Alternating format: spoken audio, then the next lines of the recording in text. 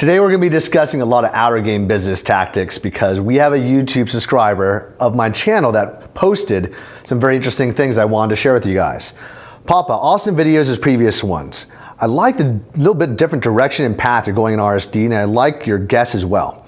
So much value in content. I like this new way of education over YouTube, which is much more practical than years of formal education. I have one question for you. What do you think are the most important skills in running a business? I don't think about mindsets. I think the marketing, accounting, law, selling, knowing computer programs.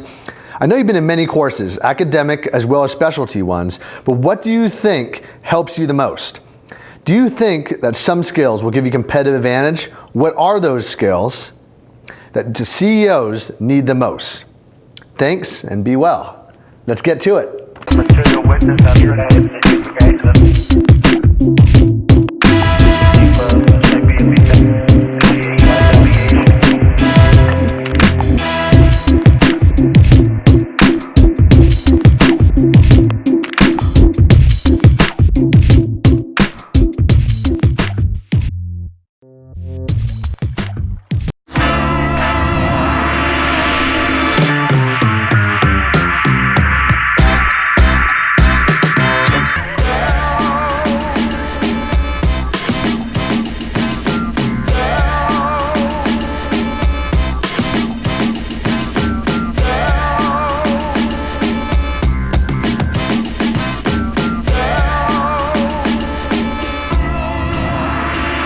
Some of the comments I used to get when I was first in business, creating my company, was that I was kind of robotic because there were so many stressful, crazy, sophisticated situations that I had to deal with that I kind of just handled without really thinking about the inner game issues involved. A lot of people are really into spirituality and mindsets. Today, we're gonna imagine if you are the CEO of your own business, but you're more like a robot. You're a cyborg. You don't have emotions, you don't have inner game. We're focusing solely on outer game business tactics that are gonna make someone successful if they're the CEO of their own company or they're a manager. Let's say they're managing operations for a business unit or a business team. The things that I think are extremely important will start off with communication. Communication within your team is usually based upon one very, very clear and important factor, which is clarity of expectations.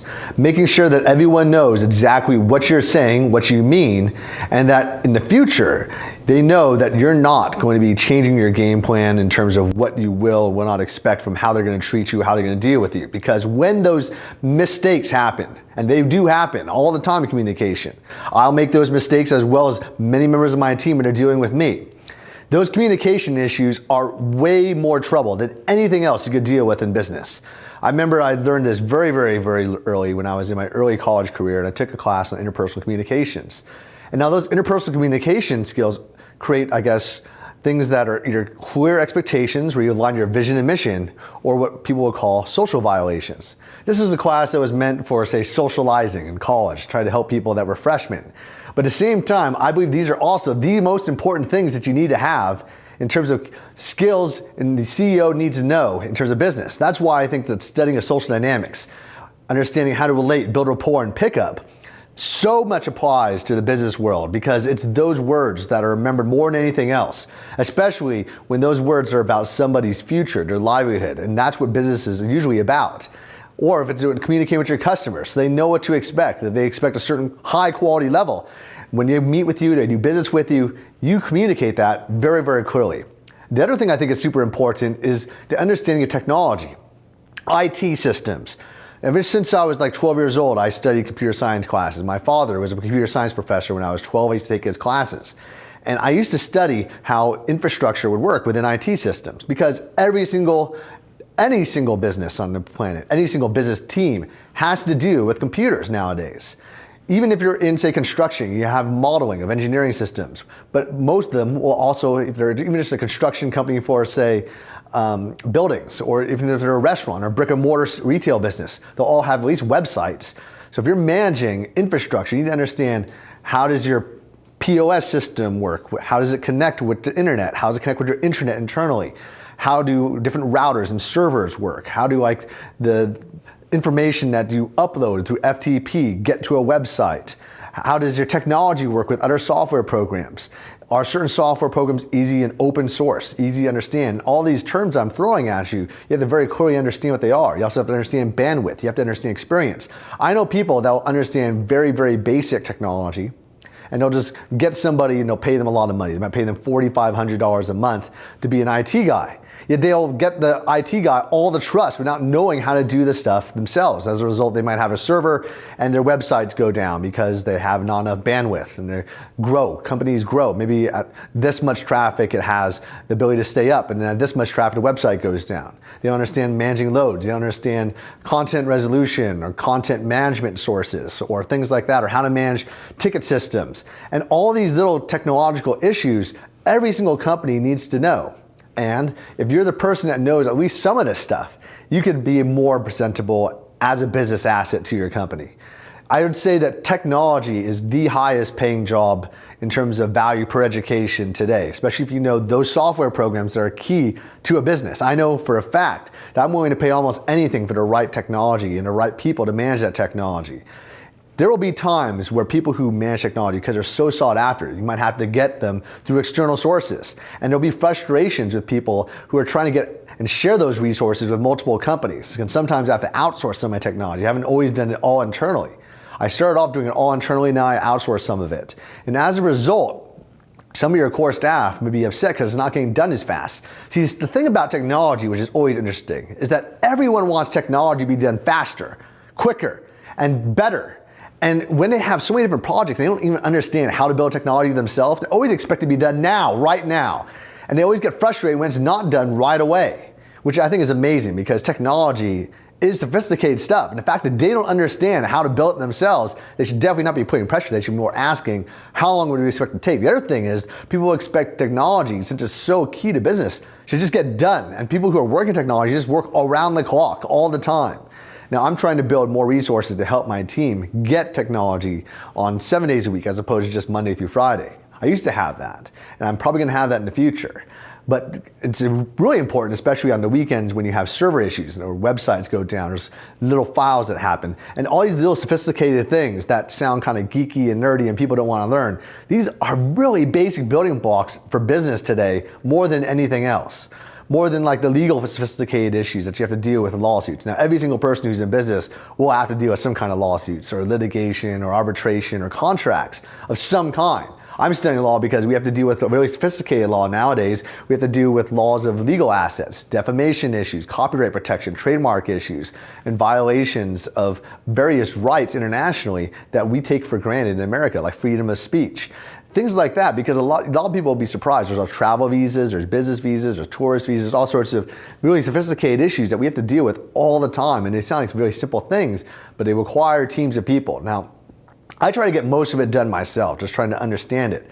But I have a lot of law firms representing RSD because as we grow, the sophisticated nature of our company doesn't allow me to have the time to do everything myself.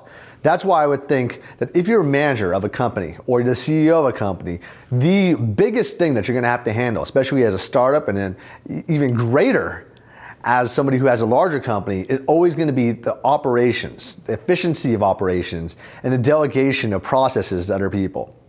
None of this is gonna sound very fun to a lot of people, but I actually love it. I think the execution is the thing that I'm really good at. That's why I'm the CEO. I refer to Tyler as the chairman of the board because he controls the vision, the mission, the strategy. And it's my job just to execute and make sure that his vision is actualized. So when I talk about operations, I have guys who do operations directing.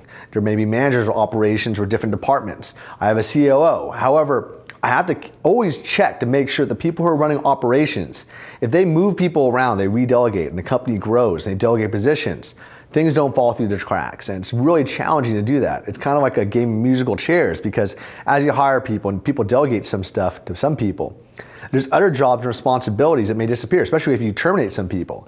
Then we have to make sure if you terminate someone, where are those responsibilities gonna go? And are people gonna have to work harder, tougher, hustle? Or are we gonna have to tinker the way the systems work?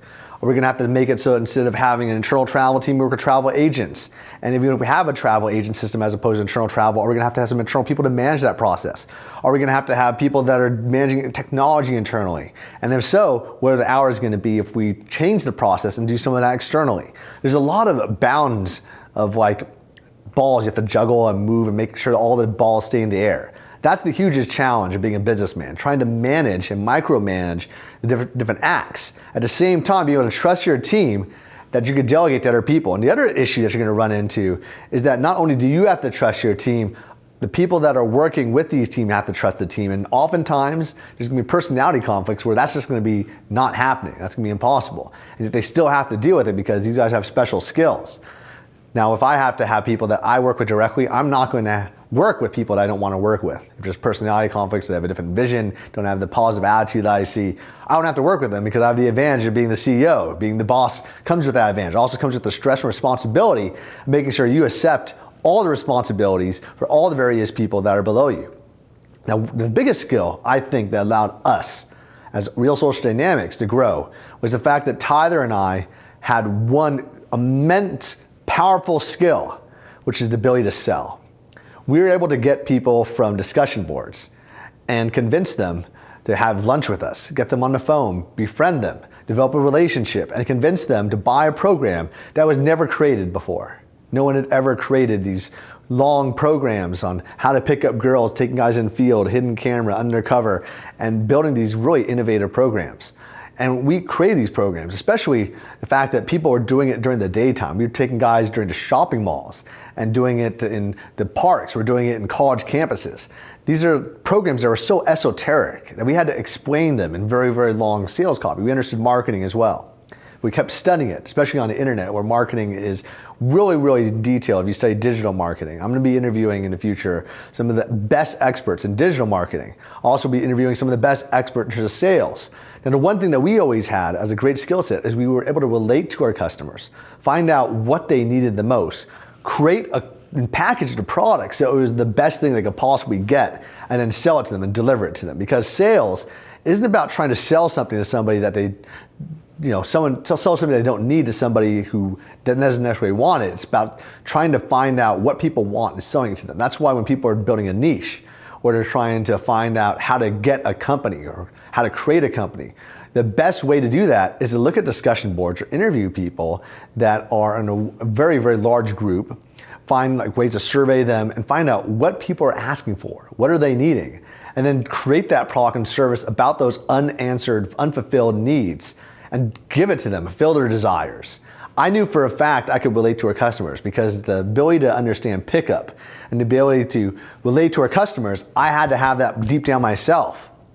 A lot of people will not have that. They'll just try to create a business for the sake of creating a business. So I was fortunate because you don't have to have that ability to relate to your customers. I do, so it gives me a little advantage. I think one of the biggest advantages that I have in my industry is that I was my customer. I understand every single job in all business administration and every aspect of my company because I've done it myself. I started from the very beginning doing the sales, hiring people, doing HR, getting the right people on board, realizing how to find the right people. I built the technology. The first few websites I built myself, and I got an intern to help me out. I got instructors that also had side skills in technology to help me build websites. I understood how to build the marketing materials. I wrote sales letters myself. I built the website content myself. I created the infrastructure for the phone chain. I found the right technology so we could have virtual phone chain systems. I built a lot of the infrastructure in terms of how we create RSD-free tours and tour schedules and the travel team because I did tours myself. I was an instructor. I could relate to instructors. So one of the hugest competitive advantages that you could have is that you understand the infrastructure of your company so well that you could do things better than almost anyone. Now, that's how I built my company in the beginning.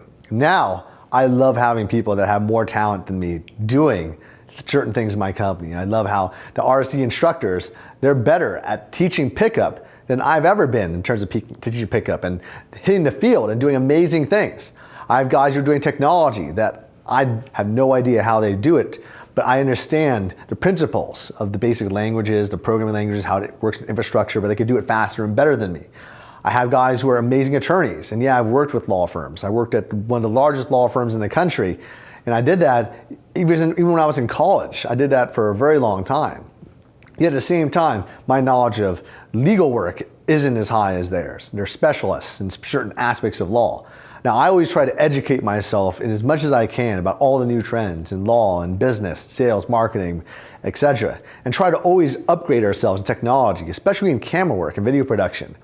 I think now that we're in the day of social media, the power of YouTube and Snapchat and Facebook and all these new social technologies that are coming out in the future, video is going to be the key to success for almost any person, being able to relate your personality and have people connect with you. I have friends who have advised me, you should have more mystery around your life. But I guess the question would be, would you rather have like that mysterious actor that you see on TV, who's a famous movie star, give you business advice? Or would you rather have somebody that is someone that you know, trust you, listen to some of his advice, believe it's solid, and you'd like to buy a program from him? I'd rather be the latter because I'm able to give and connect. And people will know who I am as opposed to me being this mysterious person. I know for a fact that this is true because I created a program called RSD Founders Club. And I did it before I had a YouTube channel. And people bought the product and bought the program. But a lot of them were buying it out of curiosity of who I was. However, if you look at the amount of sales that I expect to get from future products, I expect it to be a lot higher. I look at RSD instructors' sales and they're super high because people relate to them. They know their content's solid. I could still sell my product every day and make a lot of money off of it. I could also create awesome content on YouTube though, relate to customers, get to know me really well, and give them the credibility. So I mean, if you look at my videos, I show aspects of my life. I show how I live my life. I introduce you to my friends from around the world. And the ability to have a mastermind, have a network of people, have the right mentors is super key for any business or any CEO. I would say that the most powerful competitive advantage that you could get is to find the right people that educate you as a boss so that you could have the package of tools that you could have to make sure that your business is successful. And I think that's extremely important to me. If I need to find somebody who's great at public speaking, great at sales, great at marketing, I'll interview these guys. I'll bring them in, have them educate the people in my company. I also will find the right people who are willing to learn. Almost every single person in my company has been learning a certain skill, craft, or trade, whether it's in video production, sales, marketing, etc. We will interview people not necessarily just on skill sets, but the desire to hustle. Are they putting in the work ethic, or have they proven that they're able to just work in general? You know, that's why I like how people graduate from college. A lot of people will kind of downgrade the formal education because it used to be in the past, if you want to get access to formal education or the content from formal education, you didn't have the power of the internet. Now you can almost Google anything and you can get the skills you need to create companies. I like college because it shows that people are able to put the time into work to learn stuff. They've proven it. They've taken the test, so they're not just skimming stuff. And there's ways of systematically measuring metrics of learning success. I like doing it myself because I love structures. Not everyone's as structured to me. If you look at guys like Tyler, they're very unstructured. But I like my schedule to be very structured. I know what's going to happen. It's predictable. It's measurable. I have metrics. Because in business, you got to have these things that are called key performance indicators, also known as KPIs. People will measure them in reports. Some people will call them GSAR reports, goal setting activity reports, where you measure and track your goals and how they're measured. You have standards, so what you will and will not accept from certain people that you work with or yourself. Or you might have software that tracks that. For example, there's Time Doctor and there's other softwares that track this kind of stuff. You also have HR teams that track this, bosses, managers of teams that track this stuff. I think another important thing that helped me is I've been participating in all sorts of internships and jobs before I created RSD, from Fortune 500 companies to political campaigns.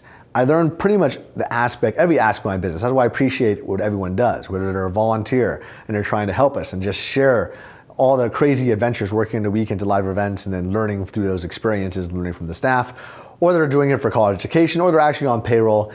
I think that's really cool to get a wide variety of things. And then by doing that, you're going to be a better coordinator. I have a great skill set in terms of coordination and organization.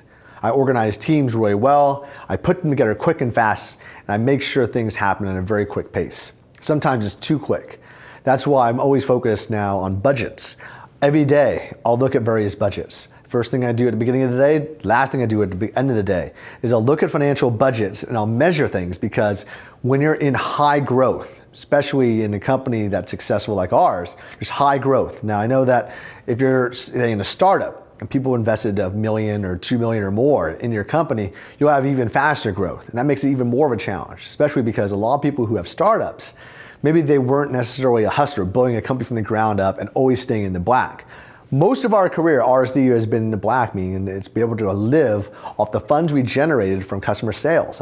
We've not had to go out and try to raise investment money.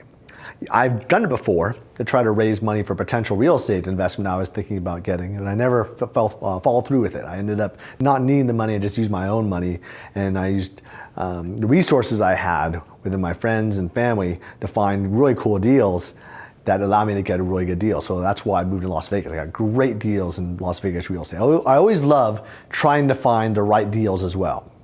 I love trying to find powerful networks, powerful resources, but trying to get it at an awesome price. You know, I know how to get access to presidential suites for basically nothing. I could get access to private jets for the same price as regular planes. I know how to build networks of volunteers. One of my superpowers is that I could build volunteer networks of over 1,000 people and utilize it to build real social dynamics, and then teach people how to transform some of these volunteers into interns and specific teams that are dedicated to them for 20 to 40 hours a week, and also educate them and possibly turn them into people on payroll. I have the ability to find mastermind groups. I have a sharp ability to look and research very quickly and find powerful networks of powerful people, connect with them, build relationships with them, and try to find ways that can add value to their life and they can add value to mine. These are very unique skill sets that I've refined because I've cared so much about them. I also have always been very kind of obsessed with the idea of social graces. When I was in elementary school, I used to watch kids argue and debate. They'd participate in like formal debates in class. And I was so impressed with how they were doing that because I did not have any of those skills.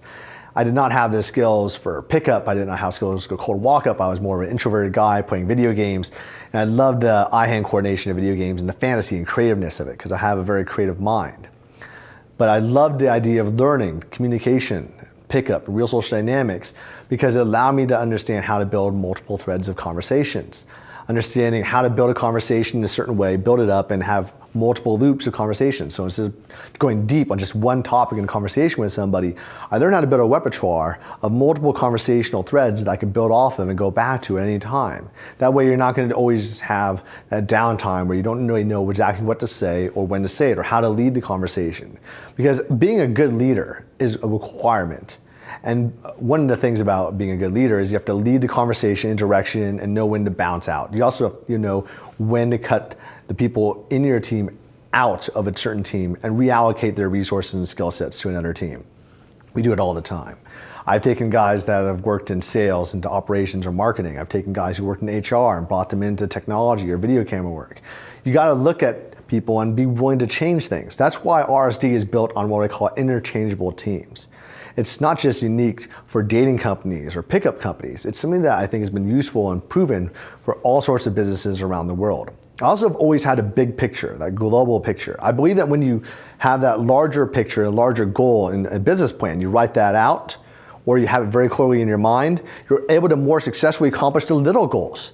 When you reach for the stars, you usually will catch the sky. You know, if you reach for the sky, you might not even get off the ground. You got to have the goals, lofty goals, and then have a game plan for them because you're building towards something as opposed to just keeping things the status quo. Because if you keep things the status quo and that's your goal, just try to keep things the same, you're more likely going to not do that. You're going to just fail because everyone's competing against you. Everyone wants what you have. Everyone's trying to build. There's a lot of jealousy out there from people.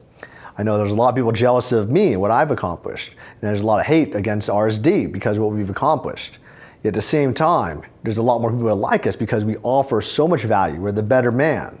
We're the person that is not going to be relying on winning for the sake of winning. We're winning because we're helping people, we're adding value to people. And it's not just a mindset, we're actually trying to strategically think all the time, how are we going to create better, more sophisticated value that other people don't have the time, resources, or teams or know-how to build.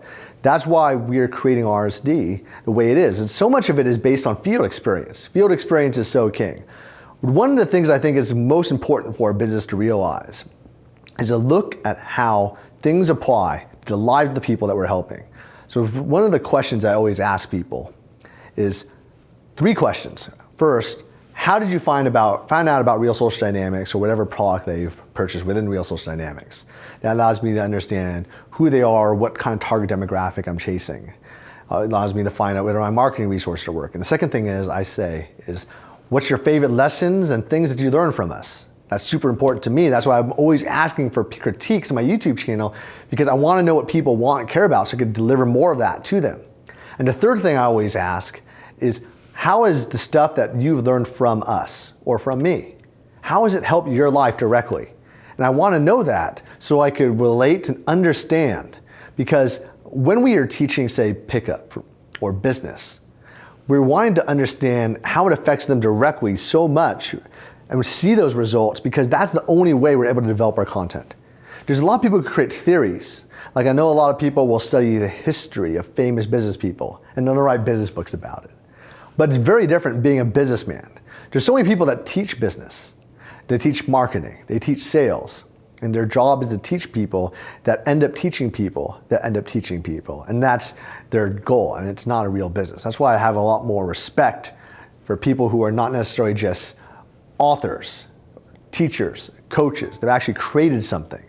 I respect the business owners that have created actual products and services, as opposed to just teaching people to teach people to teach people. I think education is super important. I think there should be a lot of teachers out there. I also think hustle, though, is important. I think creating actual content and value is super important. That's the R&D. We spend more money in R&D than almost anything. And also the means to share that R&D with the rest of the world. That's why I think so many people are out there just giving value. I mean, I look at guys like Elon Musk, who gave the formula and the method of how they built their batteries and their engines and what have you, just put it out there for free, because they know that that value is going to circle back to them. We give away so much value for free on our YouTube channels. It's better than almost any dating advice in the world you could pay for. We're trying to do the same thing for business as well. And we're going to go deep inside businesses. I'm introducing people to my mastermind. I actually go to their offices. I'll do strategy sessions with them. And then you'll also see me doing partnerships with them. People have chances to actually ask me questions directly. And it's not very common that people will just give direct access to the CEOs of their company, especially if it's a global one, and especially if it's the founders. But I want people to have access to us, because that's how we are able to understand what you want better, who you are better. I always love the Q&A, and as I get a better understanding of the people who are following my channel, I'm able to better understand who you are and give you more of what you want. That's why I'm always experimenting with new stuff and just seeing how it sticks. And I think it's also a very important skill in how to communicate with other people, because developing what Tyler calls sticky relationships is super important to be a connector. I view myself as not just one of the most connected people on the planet, with a huge Rolodex around the world with connected people in every aspect of all sorts of life, and very successful people. I've done that, and I maintain those relationships. I travel a lot to maintain these relationships. I also will just try to reach and contact people by text message or by computer or phone, or just offer value to people remotely, or connect them with other people that will inspire their life, because I know that by having access to all these various people, that's more important than money. The most valuable thing you can have, though, is old friends, because nothing can replace loyalty. Nothing can replace the trust and honesty that you can have with somebody who's like an old-time loyal friend or family. These are the basic bonds. It's not just things that are like truisms. These are things that if you don't have this, and you're always just trying to social climb, or you're always just trying to build, fickle sentimental relationships, if you don't have a large group of people that you could just call up and invite out and have a drink, and know that if you were in deep trouble, they would have your back, you're going to be in very, very big trouble. Because in business, you hit those times that is going to happen all the time. It's going to happen in your personal life and now affect your business life. You got to have people that have your back, and you want to have people that are smart, strategic. And if you're not that level, you're not that smart, strategic, you need to increase that intelligence, because I believe that anyone has the ability to learn enough to become successful in business. I don't necessarily believe that everyone should be an entrepreneur, but I believe that everyone should be entrepreneurial. You should be always thinking outside the box, be willing to take some risks in life, and be able to push things and accomplish the things in their life. Now, there's some things that are way riskier. I know that being an entrepreneur and creating a company is extremely risky. You're risking almost everything. You're risking your total life, your livelihood, your happiness of you and everyone in your family and close to you. And you do that every single time you create a company, unless you just have a massive, massive safety net and float. But even so, you oftentimes have to put everything on the line, unless you have investment money. But now you're risking someone else's money. And I like risking my own money as opposed to risking someone else's money more, because then I'm in control of my own destiny. And I'm able to not have to have the potential loss of someone who's trusted themselves in me. Real Social Dynamics is a company that we built originally as a lifestyle company, not as this real business that it is now. It turned into that because I had so many people relying on me for their livelihood and also for their success. So people who wanted to learn from us and the product, and I just couldn't let people down. The thing is, what you got to do though is make sure you understand every aspect of the business. Now, you can learn that from a master's of business administration. You can learn a lot of that from it to get the general strokes. That is not enough though. You have to learn from the field. That's why I spent every year from being a kid through adulthood until I created Real Social Dynamics working in various aspects of various businesses. I think that gives me a huge advantage. It's not necessarily because I wanted to become a jack of all trades and a master of none. A lot of people will have that as like a cliche term. I wanted to learn all the various aspects of business because it allows me to understand and relate to people. I need to master all of them, but I'm really good at them just because I'm naturally smart and talented at various kinds of skill sets. So like selling and marketing and understanding technology was something that I had to learn, but the communication skills also was something that I had to learn. But I was able to put in the time that I needed so I could understand every aspect of the business and do it myself. I have a lot of people that are really, really smart from formal education, from specialty seminars, what have you, but they're not executing what they need to execute. They don't understand that one thing they might know, whether, especially with people in internet marketing. They'll say, oh, I know this internet marketing thing, and it's really, really awesome.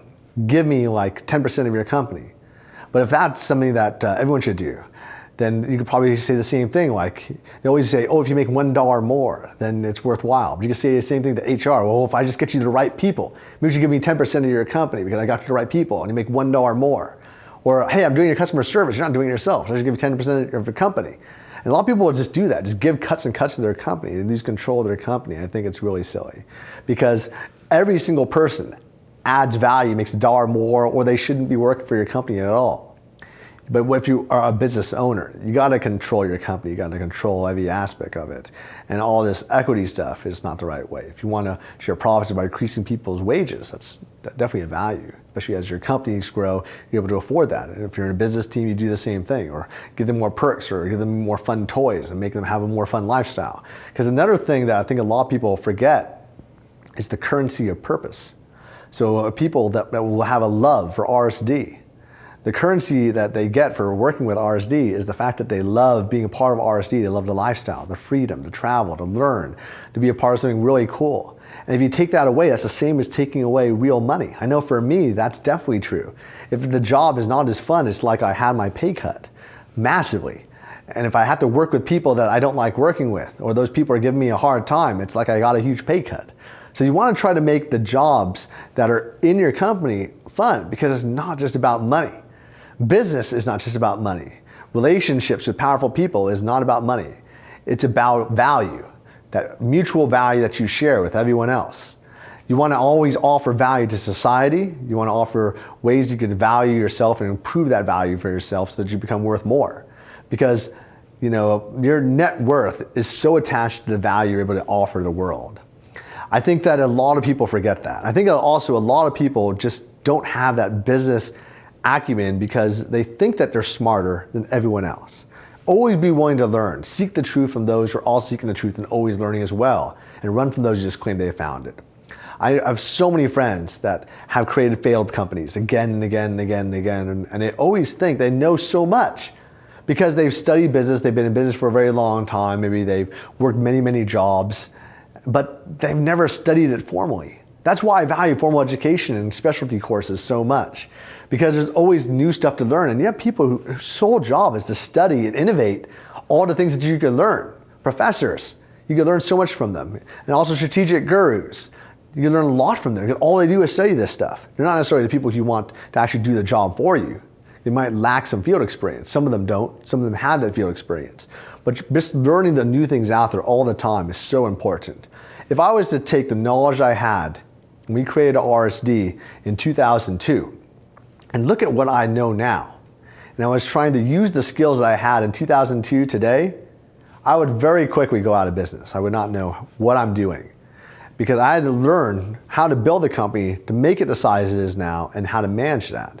Now, if I was going to take the skills that I know now and go back in time, 2002, and take those skills and build my company, I would be managing my company very differently, completely differently, and I probably would have had a very different result. I would have grown faster and scaled faster, and I'd have different people working for me and doing different things, and I would have had a very different outlook. I would have had a very different life. I think that is why education is so important. I study formal education more than anyone else. I'll probably be studying from universities or specialty courses for the rest of my life because I value it so much more than anything else. Now, I know that some people like learning from books, and I'll read books in classes, but I prefer to actually learn from the field or learn from actually live interaction in the classrooms. Other people prefer to learn from videos, and that's great because we offer a ton of YouTube videos for those of you that like that. But I always recommend people to try to go to live events because live events accomplish two things. One, when I go to a live event, whether it was like an RSD event or an event relating to RSD, or if it was like an event that was relating to business and the knowledge you learn from business, not only do I develop specific questions that I can have answered directly from the people who I want to learn from, I will actually meet people and develop relationships with these people, and that's why my Rolodex is so huge. I know very few people that have spent the kind of money I've spent on educating myself and traveling to educational events. But people always ask, how do you develop such a large Rolodex? That's one of the main things that I used as a tool to develop that Rolodex. I mean, I'm finding people who have that common desire to learn, and many of them are successful, and I exchange contact information with people. They're dedicated time, money, and resources. They invested in themselves. By investing in yourself, you're more likely to meet other people that like investing in themselves, and now you're building a Rolodex, a mentorship blog. Now, people also like making it fun. They'll build trips, they'll have like cool experiences to share, and that's also why I think that by having a wide variety of travel and experiences to share, you could also develop the ability to connect with other people. I hope you enjoyed today's video. It was a lot of fun. Please put down your comments below, subscribe to my channel, share it. I'd love to hear your thoughts. It influences the direction and the future of my future videos. Cheers.